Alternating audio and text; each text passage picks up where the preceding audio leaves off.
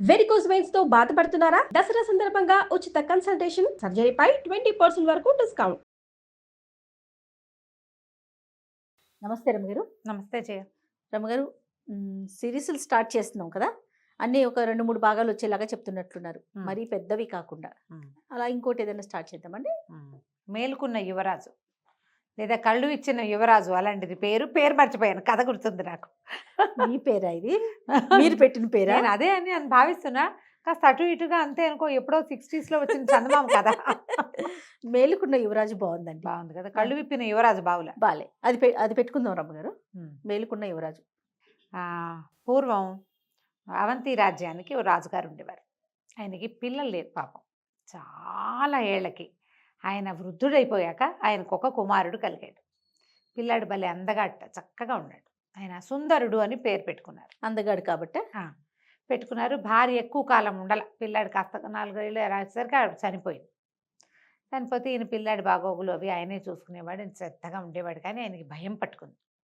నా తర్వాత పిల్లవాడి పరిస్థితి ఏమిటి? వీడేమో చంటి పిల్లాడు, 3-4 ఏళ్ల పిల్లాడికి ఏం తెలుస్తుంది?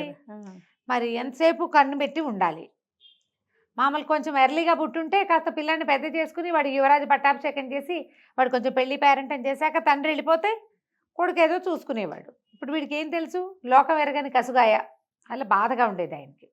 అయితే ఆయనకి అనారోగ్యం వచ్చేసింది. ఆ దిగులతోటి సగం మంది దిగులతోటే జబ్బులు చేస్తాయి. వృద్ధులు ఇంత ఆ వయసుకు చనిపోక్కర్లా, అవును, జబ్బు చేసేసింది. అయితే ఆయన ఏం చేశాడంటే, తనని చిన్నప్పటి నుంచి కనిపెట్టుకున్న ఒక తాత ఒక ఆయన ఉండేవాడు. ఈయన వృద్ధుడయ్యాడు. ఈయనని తాత అనేవాడు ఎంత పెద్దవాడు, కానీ ఆయనకి భయాలు గీయాలు ఏం లేవు, యాక్టివ్గా ఉండేవాడు. ఆ పిల్లాడిని తాతకు అప్పచెప్పాడు.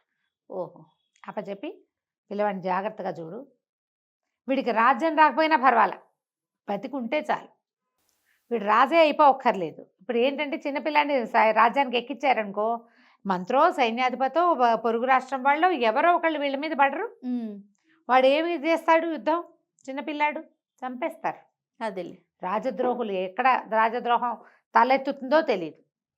పిల్లాడిని మాత్రం జాగ్రత్తగా చూడు. యువరాజ సౌధం అని ఒక ప్రత్యేకంగా ఒక మేడ కట్టించారు. పిల్లాడు అక్కడే ఆడుకుంటాడు, అక్కడే తింటాడు, అక్కడే పడుకుంటాడు, అక్కడే. మహారాజ సౌధం వైపుకి వాడిని రానిచ్చేవాళ్ళు కాదు, సేఫ్టీ కోసం, సెక్యూరిటీకి. సెక్యూరిటీ ఉంటుంది కదా, ఒకసారి క్లోజ్ క్వార్టర్స్ నుంచే ఇబ్బందులు వస్తాయి. అందుకని ఇలా ఉంచి ఆయన అనారోగ్యం తనకు మొదలవ్వగానే ఈ తాతకు అప్పచెప్పాడు. కట్టుదిట్టం చేశాడు. వాడి తిండి, వాడి తిప్పలు, వాడి పెళ్ళి, వాడి పేరెంటం అన్నీ ఎలా చేయాలి, ఏం చేయాలి అవన్నీ చెప్పి, రాజ్యం వచ్చినా రాకపోయినా పిల్లవాడిని బతికించి ఉంచు, వాడి బతుకు నీ పూచి అంటే ఆయన సరేనన్నాడు.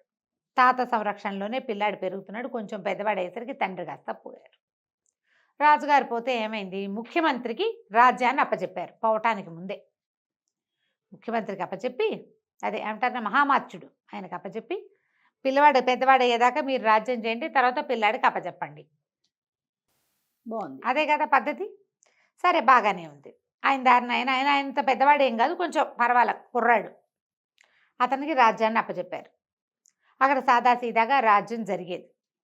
ప్రజలంతా ఏమనుకునేవాళ్ళంటే, పిల్లాడు పెద్దవాడయ్యాక యువరాజు అవుతాడు, తర్వాత మహారాజు అవుతాడు. రాజు పట్ల ఆసక్తి ఉన్న వాళ్ళందరూ అలాగే అనుకునేవాళ్ళు. కొత్త రాజుగారి పద్ధతులు నచ్చిన వాళ్ళు ఆ రకంగా నడిపించుకుంటారు, అంతేగా. పాతరాజు కావాలని ఎంతమంది అనుకుంటారు? కొంతమంది ఉంటారు ఆ రాజా కుటుంబానికి వీరాభిమానులు. మిగిలిన వాళ్ళు అలా ఉండరు కదా. కొత్త రాజు ఏర్పరుస్తున్న ఉద్యోగాలు, ఆయన ఇచ్చేటువంటి ఇవో రాయితీలో ఏవో ఆసక్తిదాయకంగా ఉంటారు. ఎవడైతే ఏమిటి రాజు, అలాంటి భావాలు ఉన్న వాళ్ళు కూడా ఉంటారు. ఈ సుందరుడు మాత్రం తాత సంరక్షణలోనే పెరుగుతున్నాడు. వాడి తిండి, వాడి తిప్పలు, వాడు ఎవరితో ఉండాలి, ఏం చేయాలి, విద్యాభ్యాసానికి కూడా బయటికి పంపల. అయ్యో, ఒక గురువుగారు, కొంతమంది గురువుగారులు వచ్చి ఇక్కడే బోధించేవాళ్ళు. పిల్లాడు ఒక్కడే, వాడికి బోర్ కొడుతుందని కొంతమంది పిల్లల్ని సెలెక్ట్ చేసి వాళ్ళు వచ్చేవాళ్ళు ఇతనితో ఆటకి. స్నేహితులు కూడా సెలెక్షనే. వాళ్ళు ఎవరు ఏమీ తెచ్చి పెట్టకూడదు, వాళ్ళని క్షుణ్ణంగా తనిఖీ చేశాకే లోపలికి పంపేవాళ్ళు. లోపల చాలా పెద్ద సామ్రాజ్యం లాగా ఉంది ఆ కోట. ఆ పిల్లాడికి ఇచ్చిన భవనం చాలా పెద్దది. పిల్లలు హాయిగా తిరగచ్చు, ఆడుకోవచ్చు, ఎంజాయ్ చేయొచ్చు. బయటకు మాత్రం రాకూడదు, బయటికి రానివ్వకూడదు. ఆహారం ఆయన తినకుండా ఏది పిల్లాడికి పెట్టనిచ్చేవాడు కాదు. ఓహో, బాగుంది. ఏ ఆహారము పిల్లాడికి వచ్చేది కాదు. ఎందుకంటే ఇప్పుడు మన రాజుగా ఉన్నటువంటి మహామంత్రికి ఆశపట్టి పిల్లాడిని పాడు చేసేసి ఏదైనా చేస్తే అదేలే, ఆ అనుమానం ఉంది కదా. పండు కూడా తనంతట తను పిల్లాడు తినేవాడు కాదు. ఆ పిల్లాడికి ఏం పెద్ద అసంతృప్తి ఉండేది కాదు, కొంతంతా బాగానే ఉండేవాడు. క్రమంగా వాడికి బయటికి వెళ్ళాలి ఇలాంటి ఆసక్తులు మొదలైనాయి. 19-20 సంవత్సరాల లాగానే ఒక మంచి సంబంధం చూసి పెళ్లి చేశారు యువరాజుకి. పెళ్లి చేశారు. ఆ అమ్మాయి ఆ లోపలే ఉండేది, లోపలే ఉండేది. కానీ ఈ తాత భార్యాభర్తలిద్దరిని ఒక చోట ఉండనిచ్చేవాడు కాదు. కబుర్లు చెప్పుకునేవాళ్ళు, అమ్మాయి తిండి అమ్మాయిదే, అబ్బాయి తిండి అబ్బాయిదే, అబ్బాయి రూమ్ అబ్బాయిదే, అమ్మాయి రూమ్ అమ్మాయిదే, సినిమాటిక్గా. ఆ అమ్మాయిని తాంబూలం కూడా ఇవ్వనిచ్చేవాడు కాదు ఆయన, తాంబూలం కూడా ఆయనే కట్టించేవాడు. వివాహం అయింది, ఇద్దరు స్నేహితుల్లాగానే ఉండేవాళ్ళు అమ్మాయి అబ్బాయి. ఇంకా కొంతకాలం గడవాలి. అయితే ఏమైంది, ఒకసారి స్నేహితులందరూ వచ్చారు. వీడికి బయటికి వెళ్ళాలన్న ఉత్సాహం అవి మొదలైపోయినాయి. ఆ భార్య బయట అలా ఉంటుంది ఇలా ఉంటుంది, మా ఊళ్ళో ఇలా ఉండేదని చెప్తుంది, వీడికి ఉత్సాహం. అయితే ఏమైంది, ఒకసారి ఫ్రెండ్స్ అందరూ వచ్చేసరికల్లా మేడ మీదకి వెళ్ళారు. చాలాసేపు మేడ మీద ఉంటే దూరంగా ఒక తెల్లటి సౌధం కనపడింది.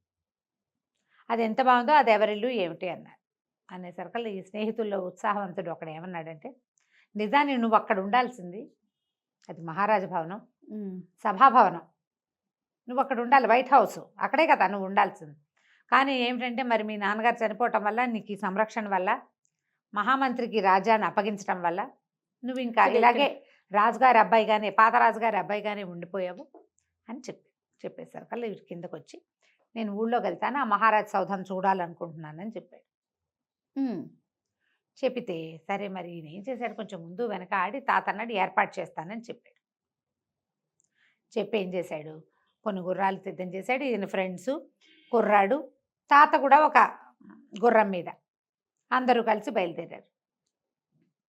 ఇప్పుడు ఒక కుర్రాడు పరిగెత్తుకుంటూ వెళ్ళి 4 చలాంగులో చూసి రావటం వేరు, సపరివార సమేతంగా టిక్కు టిక్కు టిక్కు అని ఏం ఉత్సాహం ఉంటుంది వాడికి. కానీ పాపం వెళ్ళాడు. వెళ్తే సరే అందరూ పలకరించారు, రాజుని యువరాజుని చూసారు, జనమంతా ఉత్సాహపడుతున్నారు చాలామంది. ఆ సభాభవనానికి వెళ్తే అక్కడ సభ జరుగుతుంటే ఎవ్వరూ తనకి పలకలేదని, అక్కడున్న వాళ్ళకే పలుకుతున్నారని అర్థమైంది తనకి. ఉండబుద్ధి కాల అక్కడ, ఇదంతా నాది కదా, ఏమిటి నా పరిస్థితి ఇట్లా ఉంది, నేను ఎందుకు ఇలా అయిపోయాను, ఈ తాత నన్ను వదలడే, తాతదేమిటి ఆయనకి ఏముంది, రాజాజ్ఞ, పిల్లాన్ని బతికించాలి అంతే, ఇంకంతకంటే ఏం చేయలేడు. సరే వెనక్కి తిరిగి వచ్చేసారు. తిరిగి వచ్చేసేసరికల్లా ఆ పూట పడుకుంటే ఈ అబ్బాయికి ఎలాగైనా వెళ్ళిపోవాలనిపించింది. వెళ్ళిపోవాలి, అక్కడికి వెళ్ళాలి, మళ్ళీ వెళ్ళాలి ఇంకొకసారి, ఈసారి ఈ గుంపుతో వెళ్ళకూడదు. వెళ్ళాలి అంటే తాత ఏమంటాడు, తను కూడా తయారవుతాడు వెనకాల. చెప్పకుండా వెళ్ళిపోవాలా, చెప్పకుండా వెళ్ళిపోదాం అనుకున్నాడు. ఇక భవనంలోంచి బయటపడడానికి మార్గాలు చూశాడు. అన్ని తలుపులు బంధించబడి ఉన్నాయి, గవాక్షాలు ఉన్నాయి, కిటికీలు ఉన్నాయి. కిటికీల నుంచి దిగాలంటే ఎలా దిగాలి ఆలోచించి వెతకడం మొదలుపెట్టాడు. వెళ్తే అన్ని గదులు వెతికాడు, ఒక పెద్ద తాడు కావాలి నాకు, ఇది కట్టేసి దిగుదాం. వెతగ్గా తన భార్య గదిలో ఒక తాటి నిచ్చెన కనపడింది అతనికి. ఈ తాటి నిచ్చెన అక్కడ ఎందుకుందో, దీన్ని ఎవరు ఉపయోగిస్తున్నారో ఆలోచించాల. అప్పటికి గంట సేపటి నుంచి వెతుకుతున్నాడు. మనకు కావాల్సిన వస్తువు దొరికినప్పుడు డెస్పరేట్గా వాడేద్దాం అనుకుంటాం. అవును, అంతేగాని దేనివల్ల ఉంది, ఎవరు పెట్టారు, ఏం చేస్తుంది, ఈ గదిలో ఎందుకుంది, అలా ఊహ రాక ఆ తాటి నిచ్చెన్ని కిటికీలోంచి బయటేసుకుని దిగేశాడు. దిగేసి నిశ్శబ్దంగా గోడలు దాటుకుంటూ బయలుదేరి బయటికి వెళ్ళిపోయాడు. పై సౌధంలో పై అంతస్తులో ఉన్నవాడు కిందకి దిగి వచ్చాక ఏముంది, అది దిగేశాక ఇక మామూలు గోడలే, తలుపులకు తాళాలు వేస్తారు కానీ గోడలకు తాళాలు వేయలేరు కదా, కాస్త ఎత్తుగా ఉంటాయి అంతే. మెల్లిగా ఇక కోట గోడ ఈ మన దానికి ఆ సౌధం తాలూకు గోడలు అవి గేట్లు దాటుకుని బయటకు వచ్చాడు. బయటకు వస్తే అక్కడొకళ్ళు మాట్లాడుకుంటూ మాటలు వినపడుతున్నాయి. యువరాజు బయటకు వచ్చాట ఈ మధ్య, అంటే ముందు వచ్చాడు కదా, ముందు రోజు బయటకు వచ్చాట. నిజానికి న్యాయం పడితే ఆయన రాజ్యం చేయాలి కుర్రాడు, ఈ దుర్మార్గుడి చేతిలో పడ్డాం మనం అని ఒకళ్ళు మాట్లాడుకుంటున్నారు. అక్కడి నుంచి ఇంకోళ్ళు ఎవరో మాట్లాడుకుంటున్నారు.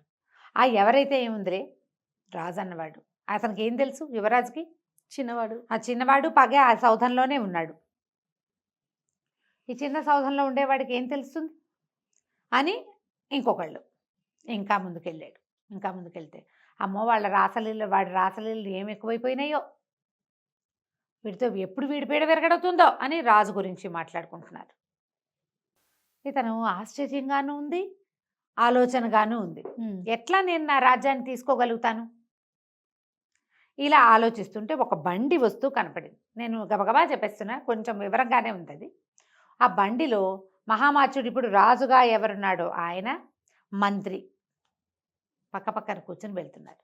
ఆ బండి ఎత్తైన బండి, వెనకకి ఇట్లా కిందకి కాళ్ళు పెట్టుకుని దిగడానికి మెట్టుకి కిందకి ఒక సాధనం ఉంది. అంటే మెట్లు ఉంటాయి కదా బళ్ళకి, ఆ చటుకుని ఏం చేశాడు, చీకటి మాటున ఆ బండి వెనకాల మెట్టు పట్టుకుని మెట్టు మీద కూర్చుని ఆ బండితో పాటు వెళ్ళిపోయాడు. ఓహో. వెళ్ళిపోయేసరికి అదొక పెద్ద సౌధం, అందులోపలికి వెళ్ళాడు. ఈ బండిలోంచి ఆయన దిగాడు. ఈ కుర్రాడు కూడా, మన యువరాజు కూడా నక్కుతూ సుందరుడు వాళ్ళ వెనకాల పడి వెళ్ళాడు. వెళ్తే లోపల చాలామంది ఏమిటో ఆడవాళ్ళు, డాన్సులు, నాట్యాలు, గీట్యాలు ఉన్నాయి. ఈయన ఒరిజినల్ సౌధం కాదు, మంత్రి గారిది కాదు, ఇదేదో వేరే ఒక ప్రాంతం. ఇతనికి వేరబౌట్స్ తెలియవు, ఈ రాజుగారి వేరబౌట్స్ తెలియదు, ఇప్పుడు మంత్రివి తెలియవు, తనిల్లు అదంత వివరం ఏం తెలియదు అబ్బాయికి. అయోమయంగానే ఉంది అతని పరిస్థితి. రోడ్లు అలవాటు ఉన్నవాడు కాదు కదా, వెళ్ళిపోయాడు అంతే. కానీ అది మంత్రి గారి ఇల్లు అయితే అక్కడెక్కడో బండెక్కి రాత్రిపూట ఇక్కడికి ఎందుకు వస్తాడు? ఇది వేరే ప్లేస్ అనమాట. ఆ మాత్రం ఆలోచన ఉంది. తీరా అతను మంత్రి దిగి వెళ్ళాడు. ఇతను కూడా నక్కుతూ నక్కుతూ నక్కుతూ అతని వెనకాల వెళ్తే మంత్రి హా అని చేతులు చాపి ఎవరినో కావలించుకున్నాడు. ఇంత ఆలస్యం చేసావు, ఈ దొంగ బతుకు నేను బతకలేకపోతున్నాను అన్న గొంతు వినపడింది, ఆడవాళ్ళ గొంతు. నిర్ఘాంతపోయాడు. ఆ గొంతు ఎవరిదంటే ఇతనికి బాగా తెలిసిన గొంతు. ఆ కంఠాన్ని ఇక్కడ వింటానని వాడు ఎప్పుడు జీవితంలో ఊహించుంటాడు. హతాశుడైపోయి చూస్తూ నుంచున్నాడు ఒక మూల. అతను ఎందుకు హతాశుడైపోయాడు, ఏం విన్నాడో వచ్చే భాగంలో తెలుసుకుందాం. ఓహో. సరే రమ్మగారు, నమస్తే. నమస్తే జయ. నమస్తే రమ్మగారు. నమస్తే జయ. రమ్మగారు, మేలుకున్న యువరాజు స్టోరీ చేస్తున్నాం కదా, సిరీస్ భలే ఉందండి. ఇంట్రెస్టింగ్. మొత్తం ఒకేసారి చెప్పించేసేయాలనిపించేస్తుంది నాకు. చెప్పేస్తా మరి, 40 నిమిషాలు ఇంత పెద్ద కథలా అనకూడదు. అంత పెద్ద. అయితే ముఖ్యమంత్రి రాజుగా ఉన్నవాడు ఎవరినో కౌగిలించుకున్నాడు. ఇతను నిర్ఘాంతపోయాడు. నిర్ఘాంతపోయింది ఎవరినో చూసి కాదు, అక్షరాల యువరాజు యొక్క భార్య. తెల్లపోయాడు, హతాశుడైపోయాడు. నా భార్య ఈ ముఖ్యమంత్రికి ప్రేయసా? ఇలాంటి ఒక అమ్మాయిని ఆ తాతకి తెలియకుండా మోసం చేసి తనకిచ్చి పెళ్లి చేశాడు. ఓహో. అక్కడి నుంచి ఆవిడ ఈయన తిట్ట మొదలెట్టింది. వాళ్ళ పొద్దున యువరాజు అంత శుభ్రంగా వీధిలోకి వచ్చేసాడు. వాడిని చంపేయకూడదు, ఒక బాకు విసిరినా అయిపోయేది కదా, నేను అక్కడ ఉండలేక వస్తున్నాను, ఈ రాత్రిపూట రోజు రహస్యంగా నీకోసం రాలేకపోతున్నాను నేను, ఇవాళ తాటినిచ్చిన ఎవరో వాడారు కూడాను అన్నది. వీడికి అర్థమైంది అప్పుడు, ఓహో ఆ తాటినిచ్చిన అందుకే ఆవిడ రోజు రాత్రి దిగేస్తుంది, ఆవిడ గది వేరు వీడి గది వేరు, ఆవిడ దాని ఆవిడ దిగెళ్ళిపోతుంది, కాసేపు ఏదో పిచ్చి కబుర్లన్నీ చెప్తుంది, అయిపోయింది.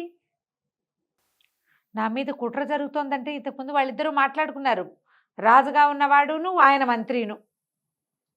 బాహాటంగా వస్తే యువరాజు రోడ్ల మీద పడి తిరుగుతున్నాడు, వీధుల్లో పడి తిరుగుతుంటే ఎక్కడా ఏమీ చంపేయకుండా అలా వదిలేశారేమిటి, ఇలాంటివన్నీ విని చివరిగా అమ్మాయి కూడా పూర్తిగా అడ్డం తొలగించుకోవాలని చూస్తున్నారు. ఇంతలో వాళ్ళిద్దరూ మాట్లాడుకుని ఓ చోట కూర్చున్నారు. మాట్లాడుకుని పద లోపలికి వెళ్దామని బెడ్రూమ్లోకి వాళ్ళిద్దరూ గదిలోకి వెళ్ళిపోయారు. హాల్లోంచి వెళ్ళిపోయేసరికల్లా ఇతను ఆశ్చర్యపోయి ఉన్నాడు కదా, చటుక్కని లేచి నిలబడ్డాడు. వాళ్ళ వైపు వెనకాల వెళ్ళడానికి ఒక అడిగి అయిపోయాడు. ఇంతలో ఏమైంది, అక్కడ తగిలించున్న వస్తువు ఏదో చేతికి తగిలి ఖణేల్మని మోత వచ్చింది. మోత రావడం అంటే ఒక ఆడగొంతు వచ్చింది బయటికి. ఎవరది అక్కడ అని, అంతా స్త్రీలే ఉన్నారు, అంతఃపుర రక్షణ. అక్కడి నుంచి కత్తులు దూసుకుంటూ ఆడాళ్ళు పరిగెత్తుకొచ్చి వచ్చేసారు. పరిపోయాడు, పరిగెత్తాడు. ఇక అక్కడ దొరికితే ఇంకా దొరికిపోయినట్టే, పొద్దున్న తరగకుండా వదిలేసారు, ఇప్పుడు తరిగేస్తారు వాళ్ళు. ఇక పరిగెత్తాడు పరిగెత్తాడు పరిగెత్తాడు. ఆ ఉద్యానవనము అదో క్రీడా మండపంలాగా ఉంది, అది చాలా పెద్ద ఇల్లు, ఒక పెద్ద మందిరం. ఆ మందిరాన్ని దాటుకుంటూ అవతల వీధుల్లోకి పరిగెత్తాడు. అయితే అక్కడ ఒక పురాతన మందిరం ఒకటి ఉంది, పాతకాలంలో అది అన్నదాన సత్రమట, రాజు ఏర్పరిచింది. ఈ కొత్తగా వచ్చిన రాజుగారు అన్నదానాలు గిన్నదానాలు మానేశాడు. 10 సంవత్సరాలు అయిపోయింది. సుందరుడు 8 ఏళ్ల వాడుగా వాళ్ళ నాన్న పోయాడు. ఇప్పుడు 18 సంవత్సరాలు వచ్చినాయి అతనికి, 19 ఏళ్ళు. ఈ 10-12 ఏళ్లలో వీడు బాగా బలపడిపోయాడు కదా. అన్నదానం మూసేస్తే ఆ ఊళ్ళో ఉన్నటువంటి బిచ్చగాళ్ళు, బీద బిక్కి జనము వాళ్ళంతా ఆ బిల్డింగ్లో ఉంటున్నారు. సరే, ఆ జనాల మధ్యలోకి పరిగెత్తాడు. ఆలోచించుకుంటున్నాడు, నా మీద కుట్ర, నేను ఆ మందిరంలో ఉన్నంత కాలమే నాకు రక్షణ, అది కూడా లేదు. ఇప్పుడు భార్య ఒకటి ఉంది, అది ఏనోడు కాటేస్తుందో లేదు, ఏదో ఒకరోజు ఏం చేసేస్తుందో. ఆ తాత ఏం చేస్తాడో, నేను కాపాడగలుగుతాడు? భార్య చేతిలో నుంచి ఎంతకాలం కాపాడతాడు? ఎంతకాలం భార్య భర్తని ఒక చోట ఉండనివ్వకుండా చేయగలుగుతాడు? అతనికి ఏం చేయాలో తెలియలే. అయితే బయట రక్షక భట్లు పరిగెడుతున్నారు, ఆడవాళ్ళ అరుపులు వినపడుతున్నాయి. ఇతను అసలు లోపలికి వచ్చేసాడు. ఇంతలో ఏమైంది, సడన్గా ఆ దీపాలు అవి అక్కడక్కడ కొంచెం చిన్న చిన్న నూనె దీపాలనే, అర్ధరాత్రి అయిపోయింది. ఒక మూల ముడుచుకుని కూర్చున్నాడు ఇతను. కూర్చుంటే ఒక వ్యక్తి లోపలికి వచ్చాడు. ఈ వచ్చిన వాడు మంచి బ్రహ్మాండమైన ఆజానుబాహువు, పెద్ద భారీగా కనపడుతున్నాడు. ఇతను ఏమనుకున్నాడు, సుందరుడు ఎవడో నన్ను పట్టుకోవటానికి వచ్చిన వాడే అనుకున్నాడు. కానీ నిజానికి కాదు, అతను ఒక మంత్రసిద్ధి కలిగినటువంటి గజ దొంగ. వీళ్ళు ఏం చేస్తారట, దొంగల దగ్గర నేత్రాంజనం అని ఉంటుంది, అది కంటికి పూసుకుంటారట రాత్రిళ్ళు. ఆ కంటికి పెట్టుకుంటే చీకట్లో కూడా కళ్ళు కనపడతాయట. ఆ అంజనం పూసుకుని ఈ చీకటిలో ఉన్నటువంటి ఈ బిల్డింగ్ లోపలికి వచ్చాడు. వచ్చి అటు ఇటు నడుస్తూ వచ్చి ఈ కుర్రాడి దగ్గరకు వచ్చి లేపాడు. డబ్బులు ఇస్తాను, పని చేస్తావా అని. ఇతనికి అర్థమైంది ఈ దగ్గర ఏమీ ఆయుధాలు లేవు, ఏదో పిలుస్తున్నాడు. ముందు ఇక్కడి నుంచి బయటకు వెళ్ళడానికి ఒక మార్గం కావాలి. తను బయటకు వెళ్తే తన్ని వాళ్ళు గుర్తుపడతారు. వీడెవరితోటో వెళ్తే గుర్తుపట్టకపోవచ్చు, పనివాడిగా వెళ్తే. నాకేం కళ్ళు కనిపించట్లేదు, చీకటి గుయ్యారం అన్నాడు. దాందే ఉందని ఏం చేశాడు అతను, ఈ ఆంజనేయం తీసి నేత్రాంజనం వాడి కంట్లో పెట్టాడు. అంజనం కంట్లో పెట్టేసరికి అంతా కనపడ్డా మొదలెట్టింది. అందరూ మనుషులు ఎడాపెడా పడుకున్నాడు. అంతా మాస్టిగా మురిగ్గా దిగమాలినట్టుగా ఉంది. చాలామంది ముష్టివాళ్ళు, వాళ్ళు దారిపోయేవాళ్ళు ఎవరెవరో పడుకున్నారు. వాళ్ళ మధ్య నుంచి ఎవరిని తొక్కకుండా ఇద్దరు కలిసి దాటుకుని వచ్చారు. పద వెళ్దామని ఎక్కడికో తీసుకుపోయాడు. వాళ్ళ ఇంటికి ఒక గుహలాగా ఉంది. అక్కడ బయట నిలబడి ఏదో మంత్రం చదివాడు. గుహ తెరుచుకుంది, లోపలికి వెళ్ళాడు. లోపల అతని భార్య, కూతురు వాళ్ళు ఉన్నారు. బోళ్ళంత సంపద ఉంది. ఆయన ఏం చెప్పాడంటే భార్యకి, ఈ కుర్రాడిని తీసుకెళ్ళి ఒక చోట కూర్చోబెట్టి, నేను మళ్ళీ వస్తాను, పని ఉంది, మన పనికి వెళ్ళేటప్పుడు నేను తీసుకెళ్తాను, ఇక్కడ ఉండమని ఒక చోట కూర్చోబెట్టి లోపలికి వెళ్ళాడు. భార్యకి చెప్పాడు. ఇవాళ అతను ఏం చేశాడు, వచ్చేటప్పుడు ఒక పెద్ద 2-3 మూటలు వీరితో మోయించి తీసుకొచ్చాడు ఈ సుందరుడితోటి. నేను ఒక చోట బిచ్చగాళ్ల మందిరంలో ఒక కుర్రాడిని చూశాను, చాలా అందంగా ఉన్నాడు, సామాన్లు మోసుకు రావడానికి వాడిని తీసుకొచ్చాను, పిల్లాడు బాగున్నాడు, వాడికి మన దొంగతనం విద్యలు నేర్పుకుంటే మన పిల్లనిచ్చి పెళ్లి చేయొచ్చు అంటే. ఈవిడేమంది, ఇట్లా కొత్తవాడు ఎవరినో తెచ్చి పెళ్లి చేస్తానంటావేమిటి, చంపేసేయి, అందరిని చంపేసినట్టే. అక్కడి నుంచి ఒక మనిషిని తీసుకొచ్చి వాడికి తన గుర్తు తెలియకుండా చంపేస్తాడట అతను. చంపేయమన్నది. వీడు సామాన్లు మోసుకొచ్చాడు, మోసుకొచ్చిన వాడిని చంపేస్తారనమాట. ఆయన దొంగతనం చేసిన వస్తువులన్నీ మోసుకొచ్చారనమాట. చంపేయమనగానే ఇతని పక్కన కూర్చున్న, తన భార్య పక్కన కూర్చున్న అతని కూతురు ఒక 16 ఏళ్ల పిల్ల బయట ఉన్న వాడెవడో చూడడానికి బయటకు వచ్చింది. తీరా చూస్తే ఎంత బాగున్నాడు. బాగుండేసరికల్లా అమ్మాయి అంది, గబుక్కొని గబగబా దగ్గరకు వచ్చేసేసి వాళ్ళ అమ్మా నాన్న ఇంకా డిస్కషన్ పెడుతూనే ఉన్నారు. ఇది బయటకు వచ్చేసి ఈ కుర్రాడిని చేయిపుచ్చుకుని గుమ్మం దాకా తీసుకెళ్ళి ఓ మంత్రం చెప్పింది. ఈ మంత్రం చదువుకో, తలుపు తెరవబడుతుంది, తలుపు తీసుకుని పారిపోయి, ఇక్కడే ఉంటే చంపేస్తారు అని చెప్తే ఆ కుర్రాడు, చీకటి వాళ్ళకి నేత్రాంజనం ఉంది కాబట్టి కనిపిస్తుంది, వీడికి నేత్రాంజనం ఉందిగా, ఆ నేత్రాంజనంలో ఆ పిల్ల వైపు తలకాయ తిప్పి చూశాడు. చూస్తే పిల్ల చక్కగా ఉంది, బుద్ధిమంతురాళ్ళగా. ఎవడైనా ఒకడు అనవసరంగా మరణించకూడదు అనుకుని ఆ బుద్ధి నచ్చింది. పెళ్ళంగా ఉండి రాజుని చంపేద్దామని చూసేదాన్ని చూశాడు, అదే ఆడవాళ్ళని నమ్మకూడదు అనుకున్నాడు. చూస్తే ఈ పిల్ల మంచి పిల్లలే ఉంది. సరే ఆ మంత్రం చదువుకుని బయటికి వెళ్ళిపోయాడు. ఆ చీకట్లోనే నడుచుకుంటూ మొత్తానికి తన దారి వెతుక్కుని తన భవనం వైపుకి బయలుదేరాడు. తెల్లవారుతుండగా భవనం చేరుకున్నాడు. రాత్రే ఈ కుర్రవాడు మాయమైపోయిన సంగతి తాతకు తెలిసిపోయింది. వెతుక్కుంటున్నాడు. ఇతను ఏమన్నాడంటే, తాత ఇంకేం భయం లేదు, మనం ఏం చేయాలో మనకు తెలిసిపోయింది, ఏం జరుగుతుందో కూడా మనకు తెలుసు, నువ్వు అర్జెంటుగా వెళ్ళి ముఖ్యమంత్రిని పిలుచుకురా అని చెప్పాడు. రాజోచితమైన బట్టలు వేసుకున్నాడు. తన స్నేహితులందరికీ కబురు చేశాడు, రండి అని. అక్కడి నుంచి మంత్రి గారు వచ్చాడు. మంత్రి రంగాని కుర్రాడు అడిగాడు, సుందరుడు, నన్ను చంపడానికి చాలా ఎత్తులు వేస్తున్నారు, ఇదేనా మా నాన్నకి మీరిచ్చేది, మా నాన్నకు మీరు ఇచ్చే గౌరవం అంటే?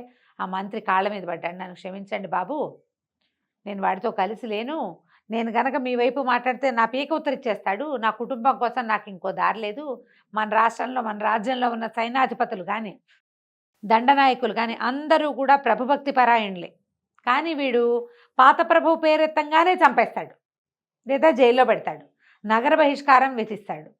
చాలామందికి అట్లా జరిగిపోయింది. నేను కాకుండా ఇంకా 4 మంత్రులు ఉండేవాళ్ళు, వాళ్ళందరూ ఇళ్ళదారి పట్టేశారు. ఇళ్ళదారి అంటే పైదారే.